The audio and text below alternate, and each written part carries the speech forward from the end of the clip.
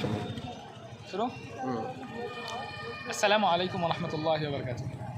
সম্মানিত এই মুসলিম ভাই ও বন্ধুগণ, আমরা এখন অবস্থান করছি আমাদের দিনাজপুরের ঐতিহ্যবাহী বড় মাঠ, বিশাল মাঠ। এই বড় মাঠের আমাদের সামনের এই যে এটাকে কী বলবো, মিম্বার বলবো, কারণ এখানে খুতবা দেওয়া হয়। তো এই মিম্বারটা অনেক বড় আকারের, বিশাল আকৃতির এক মিম্বার। এই মিম্বার দিনাজপুরে আমি আর কোথাও দেখি নাই, শুধু এখানেই আছে। অন্য অন্য জেলায় থাকতে পারে, তবে আমার জানা মতো নেই, থাকতে পারে।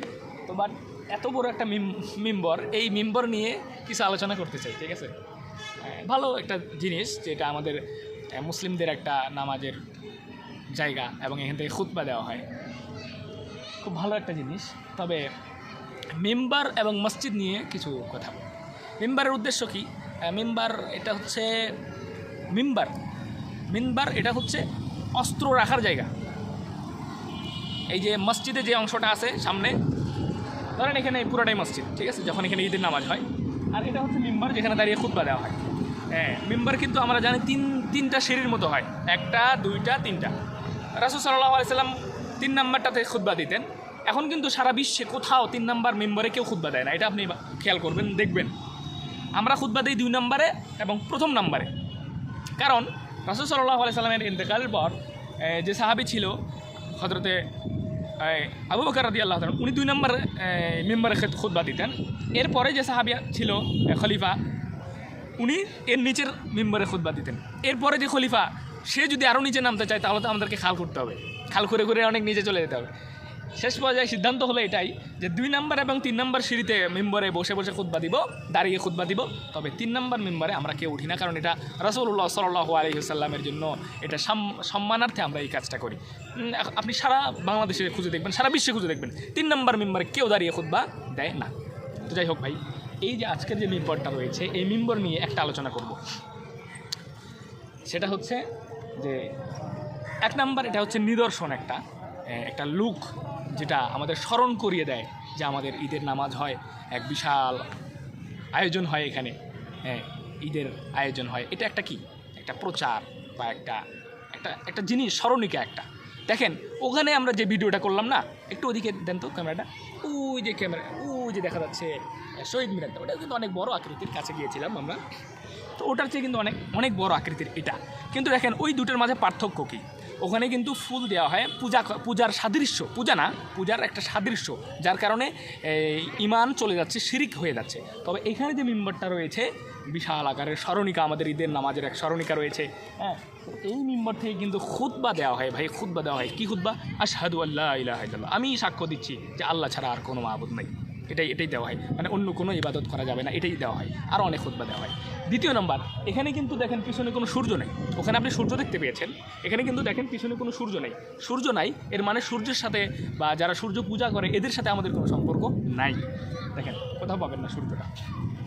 এরপরে যে বিষয়টা আছে, দেখেন ওখানে ফুল দেওয়া হয়, এখানে কিন্তু কেউ কোনো দিন ফুল দেয় না, কোনো দিন না।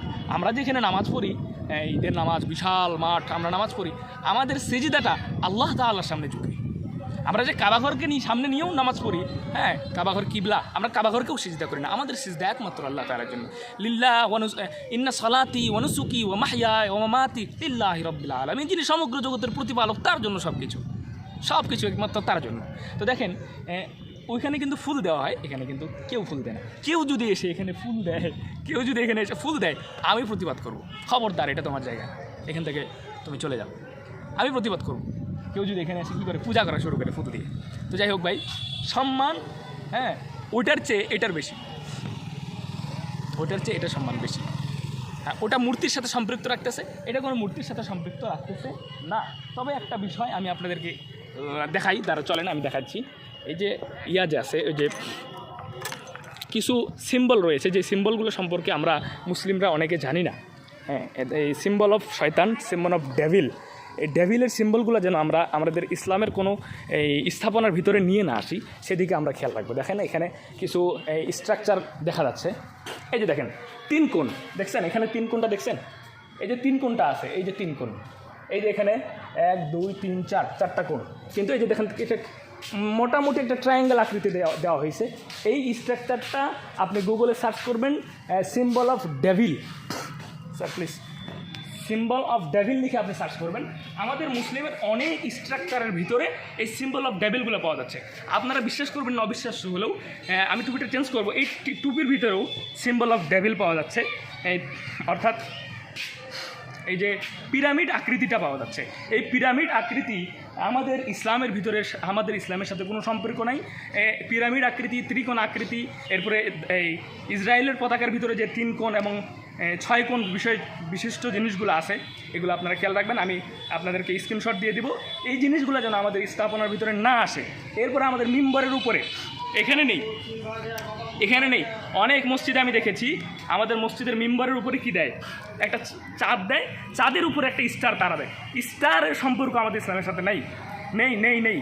যেখানেই থাক, যত বড় মসজিদ থাক, এই মসজিদে যদি একটা চন্দ্র থাকে, উপরে যদি স্টার থাকে, স্টারের ভিতরে দেখবেন 3 কোণ 4 কোণ এরকম 5টা 6টা আছে, এগুলোকে আমরা স্কিপ করে ফেলবো। এগুলো আমাদের ইসলামের সাথে কোনো সম্পর্ক নেই, কোনো কিতাবের ভিতরে এগুলো নেই। এই জন্য যারা আমাদের উপরে কর্মকর্তা আছেন, যারা আমাদের ইসলামিক গবেষণা আছেন, যারা গবেষণা করতেছেন, এই বিষয়গুলো নিয়ে আপনারা একটু ফিকির করবেন, আমাদের ভিতরে যেন এই সমস্ত জিনিস না ঢুকে যায়। আসসালামু আলাইকুম রহমতুল্লাহ। আমার যে বিষয়গুলো আপনাদেরকে জানাইলাম, এর ভিতরে যদি কোনো কমতি থাকে এবং কোনো কিছু অ্যাড করার থাকে আমাকে জানাবেন, ইনশাআল্লাহ আমি এগুলো শুধরে নেওয়ার চেষ্টা করব। তবে সবাইকে ওইখানে শহীদ মিনারের সূর্য বিষয়ে এবং এখানে আমাদের এই সিম্বল অফ ডেভিল 3 কোণ 6 কোণ এই বিষয়গুলোকে নিয়ে আপনারা কি করবেন, গবেষণা করবেন, পর্যাপ্ত পরিমাণে গবেষণা করবেন এবং এর চূড়ান্ত এক সিদ্ধান্ত আমাদের ইসলামী আইন গবেষণা বিভাগ থেকে যেন এর চূড়ান্ত এক ফায়সালা চলে আসে যে এগুলো আমাদের স্থাপনার ভিতরে অ্যাড করব এবং এগুলো আমাদের স্থাপনা থেকে বাদ দিব। ঠিক আছে? আসসালামু আলাইকুম রহমতুল্লাহ।